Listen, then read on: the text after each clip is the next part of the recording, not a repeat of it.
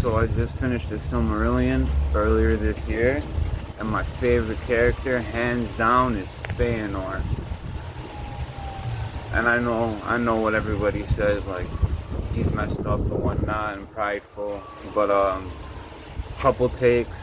One, he was justified, and I think his motives were justified in going after Morgoth and Ungoliant after they slayed Finwë. And I don't want to get into the huge debate part about whatchamacallit, why he wasn't there in the first place at his house, because he got summoned by the Valar, if I'm not mistaken, to make amends with like Fingolfin, his brother, because what was it? Manwë found out that it was because Melkor, that basically he got it in the Noldor's ear about Fingolfin usurping him for the being a high king of or no usurped him so he can be next in line to be high king or whatever. So whatever, Fëanor pulls up with his with swords and stuff, because they started forging them, because Melkor. And then so prior to that, Melkor goes up to his house and goes like, yo, the Silmarils ain't gonna be safe here, right? And then Fëanor's like, man, get up out of here, dog. So that's when I think, Melkor goes down south, links up with Ungoliath. Fëanor and them are whatever at the courthouse, and they destroy the two trees, right? Then they go kill Finwë and take Fëanor's crafts, including obviously the Silmarils, and they start dipping. Fëanor finds out, gets pissed as hell, and which he's justified, because they had Melkor for like whatever 1,000 years of like whatever. They had him like locked down, and he repented, finessed Iluvatar, because Iluvatar for some reason couldn't fathom like this type of deception, right? So boom, I'm not with the kinslayings, especially for the what was it, the Teleri? I think it was the Teleri. Yeah, the Teleri. So whatever, the three hosts of Noldor, they start marching, because honestly, it's not their fault they ended up in Valinor. Arome finessed them, like, you know what I mean? Arome literally finessed them to come to the Holy Land, right? So he trafficked them essentially, and they get to the Teleri, press triangle, and started mobbing on them. And then whatever, the host of Fingolfin comes, right? They don't know who started the melee, but they help, obviously, their kin. And boom, so Fëanor and his sons, right, they end up going to Middle Earth, right? And then Mithros, my favorite of his sons, goes like, yo, Pops, who's gonna send the ships back? And then this is bogus. And then Fëanor, obviously, he burns the ships, and then makes Fingolfin's host go through the, what is it, a Croxay or something like that, right? The polar whatever that connects the Middle Earth to that side. And then what was it, Finarfin, they went back to Valinor. They didn't even leave, if I'm not mistaken, right? And then whatever, Finarfin's like irrelevant right now. So boom, whatever, Mythos and them, they land, and he just wants beef with Melkor, like, and in his oath, like, yeah, I don't think he should have been cursing out like the Valar and stuff like that, but he has the right to do so. Oh, and I forgot the serendipitous moment when they asked Fëanor to use the Silmarils to possibly restore the two trees of light. The audacity. The audacity. So yeah, while Fëanor wants his get back, number one, without the Valar like sitting idle and whatnot, right? So excuse me. And then Mandos curses them, which is actually kind of bogus, because I don't get why the whole but the whole Noldor had to get cursed because of them. Like, I don't understand his family and whatnot, maybe even the ones that like rode with him, like, and participated. So boom, they land, and if I'm not mistaken at this time, Fëanor renamed them Morgoth. So if I'm not mistaken, at this point, when they land, Morgoth is already attacking. Is it Balerion? I think it's Balerion, where like Thingol is, and boom. So they join the fray, and then my Fëanor like 1v7s the Bolrogs, right? And then even Gothmog came out, and then they killed Fëanor, right? Fëanor's son and his party catches up. They get Fëanor away, and then Fëanor realizes like there's not even the Noldor and the elves could beat Morgoth, like, at that point. So Fëanor dies, his soul turns into fires and spirits and whatnot. And then, like, after this is where it gets really, like, because the second kinslaying and the third kinslayings were bogus. But, so my reasons for, I think, Maglor and even Fëanor should be redeemable. Mostly even Fëanor, because Fëanor didn't, whatchamacallit, he wasn't in part of the, I think, 2 kinslayings, if I'm not mistaken. Maybe the second one, but I don't think so. I can't remember. So boom, they want mad beef with Morgoth, right? And then while the battle's going on, Fingolfin and his host comes through and basically save the day. They push Morgoth's army back, and they created their own little like territories in a way, right? The March of Maithros, right? I think was in East Balerion, and then there was Maglor, right? Curf, Cudafin. I know I'm missing a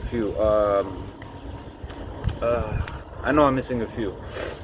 And then Maithros gives since Fëanor died, makes Maithros, since he's the oldest High King of the Noldor, and then he gives it to Fingolfin, like, respectfully, on some G shit, or on some G stuff. And then basically that starts off the first age, if I'm not mistaken. Like, that's what starts, like, the first age is beginning at that point. And I'm gonna skip a lot of stuff, and then I'm gonna come back and give write down my a longer story on Fëanor, and like why he's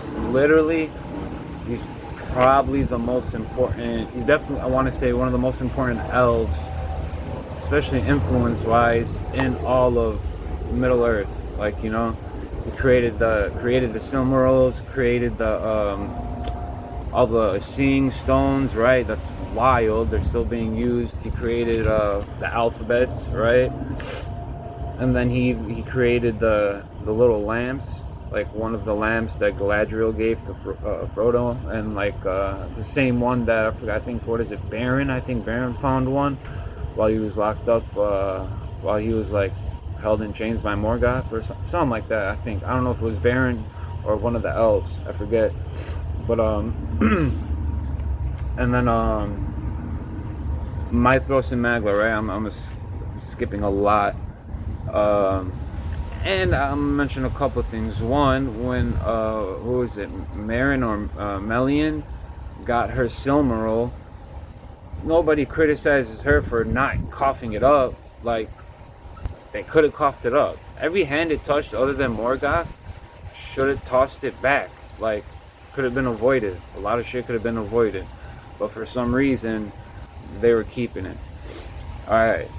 So I think the last kinslaying is with Mythros and Maglor, because they finally got like that one Silmaril, and then they're like, fuck it. And they just started like murking people and taking it, and then they weren't pure anymore, so they started burning their hands. Mythros jumped in like a fiery chasm, and then Maglor, technically it doesn't say he died, it says he chucked it in the sea and was like just walking around like always. They said like he walked around for like ever, just singing, repenting for his misdeeds and whatever.